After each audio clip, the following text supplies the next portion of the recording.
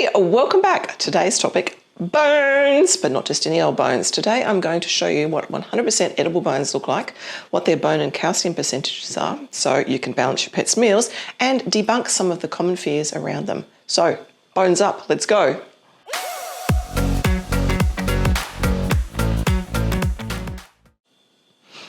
Okie dokie, all things edible bones. What's an edible bone and why does my dog need them? I'm glad you asked. There are multiple bones that should play a part in your dog or cat's lives. The main ones are the recreational bones, that are these guys. They're really hard, and as the name suggests, what they're for is recreation, fun, like this guy here. But I'm not talking about these today. Today's topic is about the bigger bone family. There's more of them, the edible bones.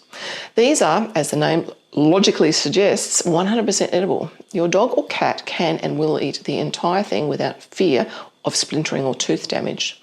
And they need these for several reasons in their daily diets. First up, and perhaps my favourite reason, is dental health. These bones are hard enough to give your pet a really good crunch and a good chew. This action cleans their teeth naturally. This is how dogs and wolves, lions, hyenas, dingoes all keep their teeth clean and therefore stay alive. A wild animal with dirty, rotten teeth and dental decay will lose their teeth. And the result of no teeth? No, unfortunately, no ability to eat, and they will die. This is the cold hard facts. This is how nature works without human intervention. The strongest survive. So, we need to give our pets the best chance at maintaining strong, healthy and clean teeth, and they will all know how to do this naturally. They just need to chew. So we need to offer relatively safe, softer bones that can chow down on a daily basis to maintain those shiny whites. And what are they? Glad you asked. I raided our freezer and pulled out a selection of these types of bones. We feed our pack at least 2 to 3 times a week.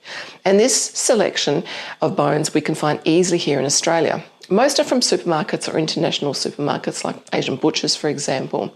A couple of these are what we call novel and unique to us here in Australia, like emu tails or kangaroo tail tips.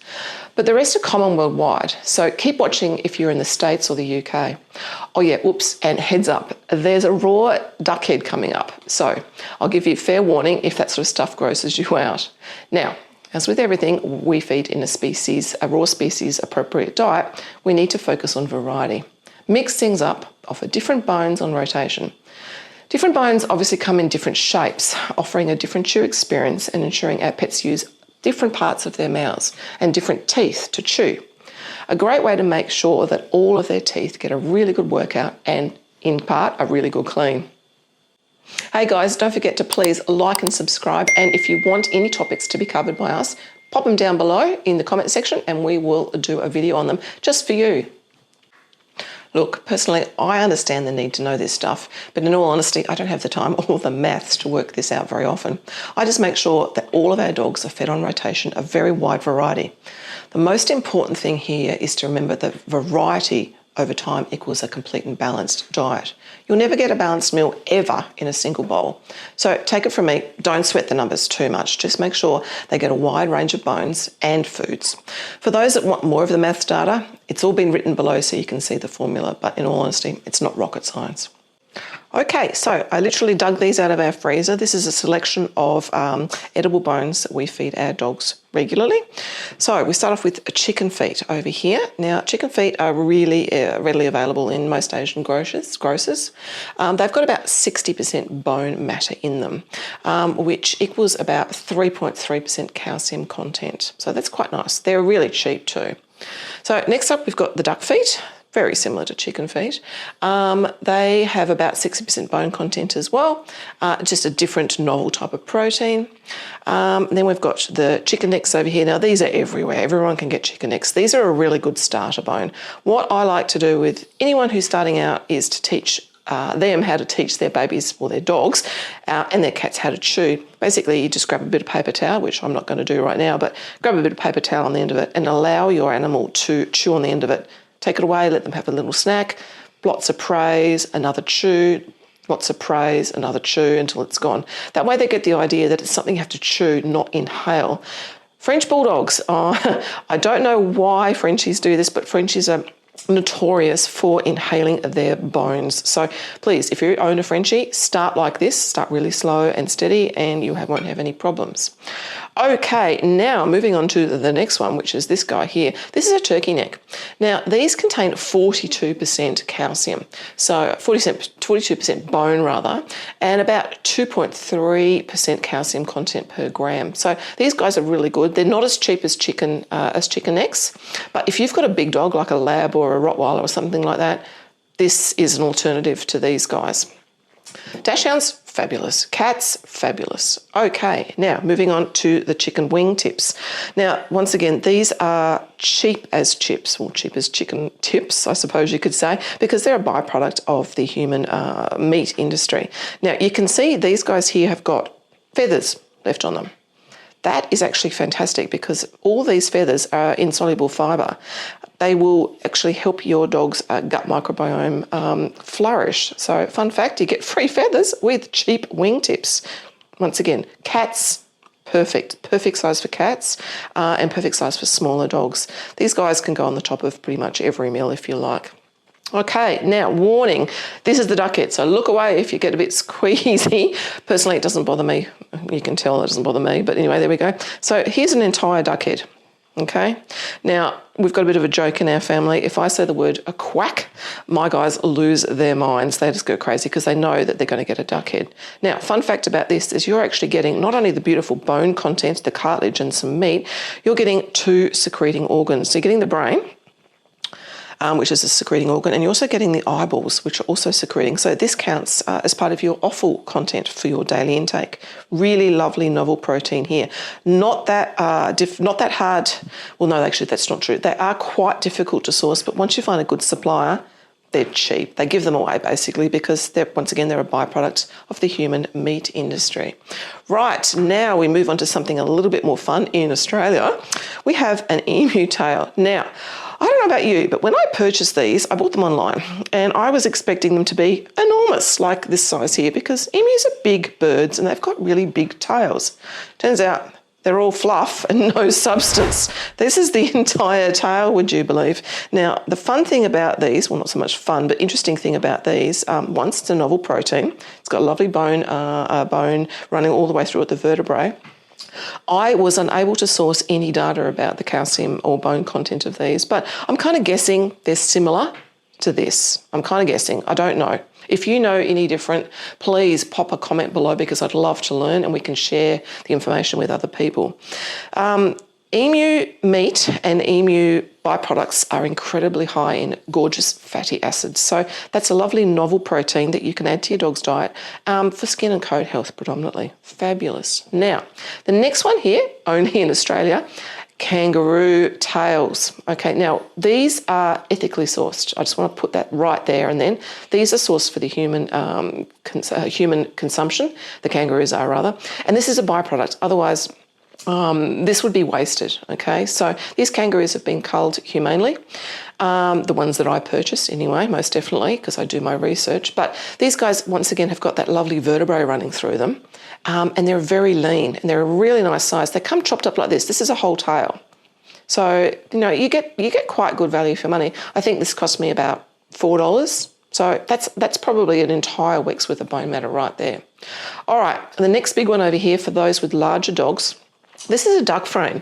Again, this is a byproduct from the human food industry. This is the leftovers. You can see there's the duck tail there, and there's his vertebrae running through there. There's his back. It might have been a girl, her back. And this is what we get. Now, I didn't have any chicken carcasses in my freezer to show you, but basically it's exactly the same thing. Chicken carcasses, just smaller. Again, super cheap because otherwise this stuff would be thrown away.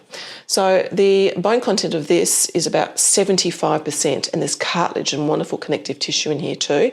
And it's a lovely chew. It cleans the teeth beautifully because of all of the nooks and crannies. You know, it gives them a good time, basically. They have a lot of fun with those guys. Right, now the last one I need to show you is a duck wing. Applicable for a chicken wing as well, but the duck wings are larger and give dogs a longer lasting chew. I always suggest you take off the tip. So this is a chicken wing tip, obviously, but your duck would be very similar. Okay, so you know how they look like a little V there. I don't like the tips of turkey too much because I think that they're a little bit sharp. I've never had any problems with them, but I don't recommend them. So this is why I feed my dogs duck wings served like this without that sharp tip on the end, just to make sure we don't have any mouth damage. Okay, so that one is about 39% bone content, which works out to about 2% calcium content per gram. Again, the maths is listed below for those who are interested how you can calculate this. Again, I can't, my brain hurts. Maths and I are not friends. I know this from research, and I know that the most important thing to do is to feed on rotation. Every single bone is a different shape. Every single bone gives the dog's mouths a different workout and a different clean, and every single bone has different nutritional breakdown. So very important to make sure rotation, guys, rotation, rotation. Well, there you have it. 100% edible bones are vital inclusions in your dogs' and cats' daily diets, not only for the vital role they play in dental hygiene, but also in supplying them the calcium and other trace minerals they need to thrive. Don't be afraid, just start slow. Offer them a simple chicken neck to start, and you'll be on the best possible path for their lifelong health. Watch out, dad joke incoming. Bon appetit. I warned you.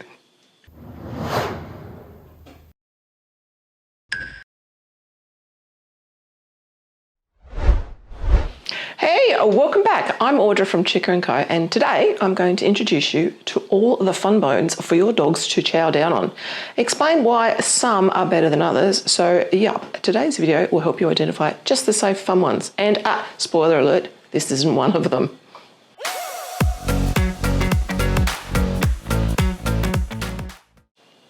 So what on earth do I mean when I say fun bones? Well, it's just that. Bones for your dog's recreation. Bones to make them feel great. Bones to make them happy. There are literally hundreds of types of bones you can feed your pets, but for the most part they fall into two categories. The 100% edible type and the 100% recreational type. Today I'm just going to introduce you to a couple of these recreational ones. I've done another entire video on the 100% edible type. So after you've watched this one, check out the other video which is linked below. So you know when you're doing something or eating something you really like or feel great, you feel really happy. Our brains release serotonin, which is a hormone that literally is our happy drug. It's what you feel when you feel in love, when you're eating a chocolate bar or whatever floats your boat. It regulates our mood, our sleep patterns, our digestion, and strangely enough, it can influence bone density. So much so that imbalances have been linked to bone problems like arthritis or osteoporosis. It's all great stuff, right? Serotonin. But what does a really good meaty recreational bone do for your dog? So glad you asked. First up, chewing releases serotonin in their brain, their happy drug. They feel really good. They often get so involved in chewing, they completely lose track of what was making them nervous or anxious, like some dogs feel when a storm hits. So they're a great way to soothe. They're also a great boredom buster. A good, hard recreational bone will amuse most dogs for hours. Then there's the added bonus of teeth cleaning, probably my favourite thing. The chewing action provides the perfect way to scrap off any tartar build-up. In fact, they're the only way dogs, wolves or dingoes for that matter, can keep their teeth clean and therefore making sure they survive. An animal with rotten teeth in the wild can't eat, therefore they'll die, unfortunately. So, what are these bones? How do you pick the best one, and what are the potential dangers with them? And most importantly, how can you mitigate these? But I also need to mention fasting here because this is really important and it's something that people don't really think about too much. The role of these bones play in this is vital. The idea, or rather the science behind this, is pretty simple. Animals in the wild eat when they catch prey. They never get breakfast served at 7 a.m. in the morning and dinner at 5 p.m. They pretty much eat and gorge themselves on their prey, and then they can go for several days without another meal. Room service is not part of the deal for them. The science behind this is the short version. Fasting allows the body to metabolize and relax. If the digestive system rests, that is, has nothing else to digest or do, it is time to heal itself. I like to give my dogs a short downtime so they can reset their bodies and their bodies can focus on the other important tasks that they must do to survive, like fight off any free radical attacks from things that are always found in our daily lives, like chemicals, for example, detergents, and so on. So that's where I use these types of bones: recreational bones, serotonin, soothing, teeth cleaning, and that important fasting period at the end. Okie dokie, here's some I prepared earlier. These recreational bones I had in our freezer. I feed our dogs one of these only once a week. On these big bone days, my dogs do not get any other food. I fast them for the reasons I've already mentioned. The other 2 or 3 times a week, we feed the softer 100% edible type of bones to make sure they not only get all the good happy feelings, the serotonin and the other bonus side effects, but they get all the calcium and minerals that bones can supply. Recreational bones are super dense. They're really hard and generally always are the weight-bearing bones, basically the legs. Edible bones are much softer, like chicken or turkey necks, chicken frames and so on. There's a full video on those edible bones linked below. So, recreational bones. Now, these are pretty controversial because a lot of the time people are terrified that they're going to cause teeth damage, and yes, they can if you don't manage it properly. So, first thing I want to mention, this was heads up at the beginning of the video. This is the bone, the leg bone from a cow, okay? You can buy these from most supermarket chains. I hate these. I get so pissed off when I see these in the display section in the butcher area because there's something that you shouldn't give your dogs, quite frankly. You have a Rottweiler who's got amazingly strong jaw strength. They're going to chow down into this bone, which is incredibly hard. And most likely, not always, but sometimes, they will damage their teeth, the back teeth, the slab teeth. So the other pet peeve I have with these guys is they cut them in half, okay? Saw them in half, dispose all the marrow like this. Yum, marrow is delicious, marrow is fabulous. This is very sharp. This edge here has been sawn by a bandsaw. You're going to, one, give your dog way too much fat in one sitting. Yum, it's delicious, but I can tell you right now, you're going to cause some issues, some upset, diarrhea, vomiting and whatnot. And if you have a dog that's got pancreatitis precursors, this will set them over the edge. They're going to have a pancreatic attack. So please, please, please, please don't ever feed your dog, no matter how big it is, one of these guys, okay? Way too dense. They look awesome for a video, but I like these ones. Now, these guys are actually kangaroo bones, so you can't obviously get them in Australia, but you'd be struggling to get them anywhere else. They're leg bones again, they're dense, they're hard. Okay, they've got the knuckle bone on the end, they've got a little bit of meat on them, they've got some sinews, some tendons, all the good stuff going on there. These guys, I feed my dachshunds these once a week. You know, not every week, every couple of weeks, because I can't get them all the time. They love them, but there's not a great deal of damage that can occur to their teeth because they're not that dense. They're not as dense as these guys here. But here's the tip on making sure your recreational bone servings are done safely. Over here on this side, I'm not going to pick them up. They are 2 kangaroo bones that my guys ate last week. They've been in the freezer because I wanted to use this as an example for the video. That's 3 hours worth of power chewing. Okay, so 2 of my dogs have had 3 hours on those bones. Please also always supervise your dogs, particularly with these harder, denser bones. So all these guys have managed to do is, as you can see, take off the softer ends, the knobby bits, all the cartilage and whatnot in there, and the rest of the bone remains. Now, this is when you go out the back and you say, best dog ever, and get rid of those bones. Just take them off them, okay? Take them off and throw them away. This part here, too hard for teeth. It's going to do damage. This part here, not so very much hard enough to give you all the benefits of a really hard recreational chew, but not that hard to damage, okay? So throw them away once we get rid of all the yummy bits on the end. The other bones over here are actually pork knuckles. These are the basis of same idea here. You can see the same shapes, okay? But these are just from pigs. So this is a 2-ton animal, right? This is a 1-ton animal, and this is probably a 40 to 60 kilo animal. So density, super hard, also hard but not as hard, okay? So my guys love these because there's a lot more meat and connective tissue on them, as you can see here. So again, I let them get down and get dirty with them. They have a lovely time. They take off all the meat, all the cartilage and whatnot, have a good chew, all the serotonin is released, and then I take them off them when they get kind of like this, and then I throw them away.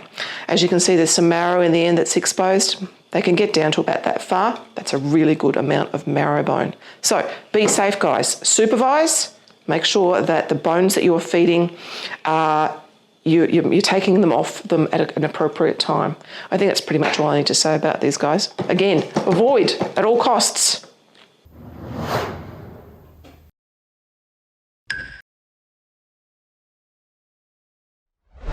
Hello and welcome back. Let's talk about bones. I know this can be a scary topic for a lot of you, but we've got you covered. Keep watching and we will debunk a heap of myths and give you the tools to make the right choices for your dogs.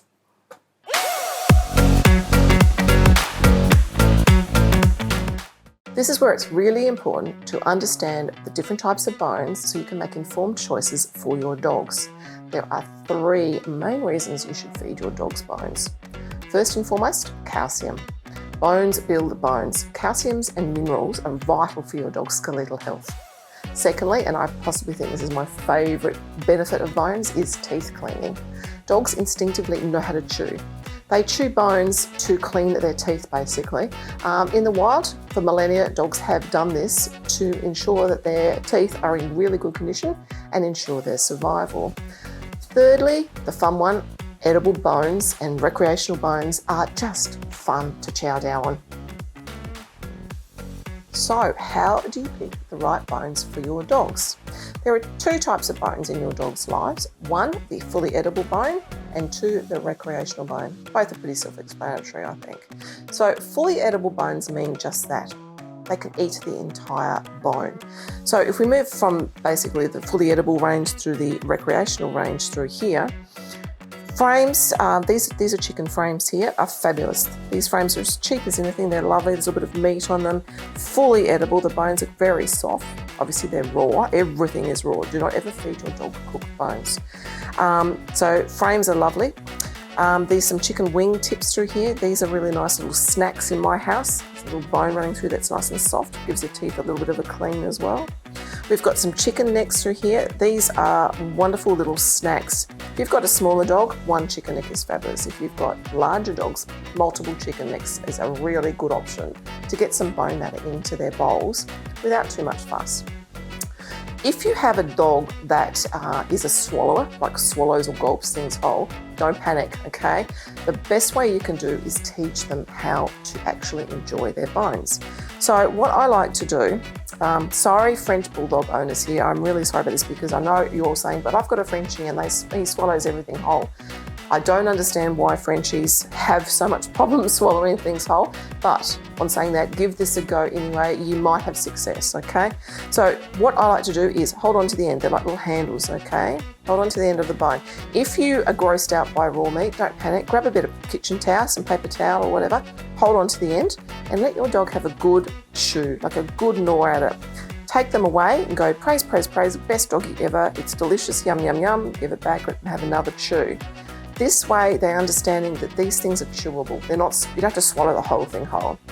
On saying that, if you have a dog that actually swallows a chicken neck whole, it's not the end of the world, okay? You're not going to cause a structural obstruction, because the chicken neck vertebrae are very, very small and they break down very quickly in the dog's gut. So you haven't got any bones in there that are going to cause splintering or puncturing or anything like that. Unfortunately, my middle child, Tapita the Dachshund, she sees this as an opportunity to inhale and she will swallow a chicken neck happily whole, which horrifies me because she weighs 5 kilos, but never had a problem. Her digestive acidic juices do the job. They break the bones down beautifully. Next on the scale of edible bones are these soup bones or brisket bones. Now, these bones have been cut by the butcher, as you can see. Now, this is a little bit controversial because some of these edges are a little bit sharp. They are soft enough, I can get my fingernail into this one quite comfortably, they're soft enough for the dog's teeth to be able to break down any of those edges, causing no harm to the dog's mouth. These, again, cheap as chips, they're lovely. There's a little bit of meat on them, there's a little bit of fat. Pick your bones if you've got a dog that suffers from pancreatitis or can't handle too much fat. Make sure you just, cherry pick your bones. Ones with not too much fat on them are fabulous. So you can kind of see what they look like here. They're lovely. So these are brisket bones or soup bones. Very quite soft. Now, edible bones are non-weight bearing bones. That's things like tails, necks, the carcass, the ribs and that sort of thing. Kangaroo tails are fantastic as well if you can get a good supplier of kangaroo tails. Beef tails are also fantastic. Now, the next one on the line of edible bones are ribs. These happen to be beef ribs. So my husband's probably quite, well, he is quite, I can see he's upset by this. These beef ribs were going to be his dinner tonight, but they're not now. So they've been cut by the butcher. Again, there's a bit of a sharp edge, but they're quite soft, okay? It's a lovely amount of meat on these. So my dogs love these, but rib bones can be slightly problematic because they sometimes can splinter along this way. So what you need to do with these, and obviously what you need to do with all bones, is supervise your dogs. Don't leave them alone, okay? Make sure you just supervise them. Watch what they're doing when they're chewing them. I take these ribs off my dogs when they get all the meat off and have a bit of a go on the ends there, just because I want to mitigate any risk of splintering. Again, it's just this particular cut of bone that will splinter slightly here, but again, it's not that problematic. Now, the next one on the list are these wonderful things. Now, if my dogs had a choice of anything in this selection, this is what they would all go for. This is the vertebrae. As you can see, it bends quite a lot here. This is the vertebrae or the spine from a sheep, okay? So it's got some of the ribs attached, all of the beautiful soft connective tissues in here, which is lovely. It's got all of that wonderful joint goodness. Again, my dogs will always pick these bones out of all of the other ones on the table because, I don't know, they just seem to love them the most. They eat, this entire part disappears all the way along here, and they give all of this a really, really good go. Again, when we get to sort of this kind of length or whatever, take it off your dog, praise the dog when you're taking the bones away from them, and throw them away, mitigating risks. Okay, the next bones on our list are the recreational bones. Now, this monster, this giant dinosaur bone, this is the leg bone, so it's weight bearing. This is the leg bone from a cow, okay? So it's got a little bit of meat on it, but it's just basically predominantly bone. It's really dense, you can hear that. Now, these bones are not edible, okay? These bones are purely for chewing and teeth cleaning. Now, I need to say something here. This is very important. This bone has been cut in half or sawn by the butcher, okay, to expose the marrow. They're called marrow bones, all right? Yum, marrow is incredibly nutrient dense, but it's incredibly high in fat. If you feed your dog a bone like this, they're going to hollow out all the marrow, and you're going to end up with problems with pancreatic attack, basically. So if you've got a dog that errs on the side of pancreatitis, avoid these at all costs. In fact, I'd avoid this full stop. Definitely. If the bone is full, as in hasn't been sawn in half, it's a fantastic recreational bone for a larger dog like a German Shepherd or a Golden Retriever or a Mastiff. I wouldn't be giving this to a Chihuahua, a bit too big. For smaller dogs, these are weight-bearing bones as well, recreational bone. Once again, this is the leg bone from a sheep. It's lamb bones. It's got that lovely knuckle on the end. You can see the knuckle there. All of this is edible, okay? There's all that lovely connective tissue again, so you can see there. When the dogs take all the edible loveliness off and have a really good go at this, take these bones away from them, okay? Don't leave them lying out in the yard for them to bleach in the sun and dry out. Then you're going to have problems, you're going to have splinter risks because the bone is very dense. You're going to break their teeth. Now, that's a nice segue to teeth, I think, because there are 42 teeth in your dog's head. So 42 of them. There's the front little peg-like ones, okay? Then there's the long incisor canines, and then along the back, there is, pardon my meaty fingers, along the back there's the slab teeth. They all have different jobs when it comes to your dog's like digestive and ability to be able to consume bones and consume food. So the front teeth are used predominantly with edible bones, so the front little pegs and the canines, because they rip and tear at the carcasses. So for example, if you've given your dog an entire chicken frame or a rabbit or a turkey frame or something like that, they're going to use their front teeth and their canines to rip and tear. Perfect for cleaning those front teeth. Doesn't do anything for the back. Then we move on to different shaped bones, like the rib bones, for example, which are the longer ones. Dogs will always hold longer bones in their paws like this, and they will chew and they'll use their back teeth. That's a really lovely shape to clean back teeth, okay? So different shapes do different things. The recreational bones, the whole mouth is utilised. Not probably the front little pegs, but most of the canine and slab teeth are definitely used, and they're cleaned. It's beautiful. On rotation, if you're wanting to mix things up a little bit, alternate, which is very, very important when you're raw feeding or feeding a decent, balanced diet, one of the things that I love to give my dogs is shark cartilage. Now, here in Australia, you can get shark cartilage readily available. It's ethically farmed, okay? It's sourced from sharks that are culled for human consumption. So that's what they look like there. These are basically wonderful 100% calcium toothbrushes. They're the best things ever. I love them. Most dogs find that they really enjoy them too. Again, check your sources of these. Make sure that they're responsibly sourced, okay? We don't want to go and kill sharks for, shark cartilage just for our dogs. That's crazy. This is what the shark cartilage looks like when it's in the shark fin. So you get the idea of where it comes from in the fish. Yeah, they're lovely. They're just wonderful teeth cleaning tools. If you can get shark fins like this as well with the cartilage in the middle, you're getting a double dose of goodness here. The fin, the skin is like sandpaper, and it's going to do a wonderful job of cleaning your dog's teeth, plus calcium, minerals, all of those wonderful things. Just briefly, I need to touch on this. Yes, I've got my hands all over all of these bones, okay? Hygiene is vitally important. I'm actually touching these just for this footage, okay? I won't be mixing the meats up with my dogs or anything like that. And you need to, obviously use common sense when it comes to handling raw meats and bones. Clean your hands, clean your utensils, use a plastic board if you have to chop anything up. Meat handling, safe food handling is very, very important to mitigate any health issues you might have.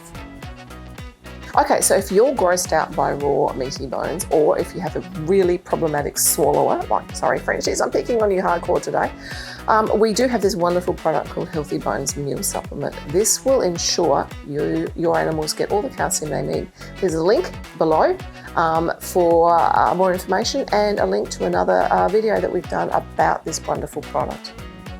So like and subscribe this video, please. And remember to always share this footage with other pet parents. You sharing will enable other pet parents to empower themselves and understand more about their dog's health and making good choices.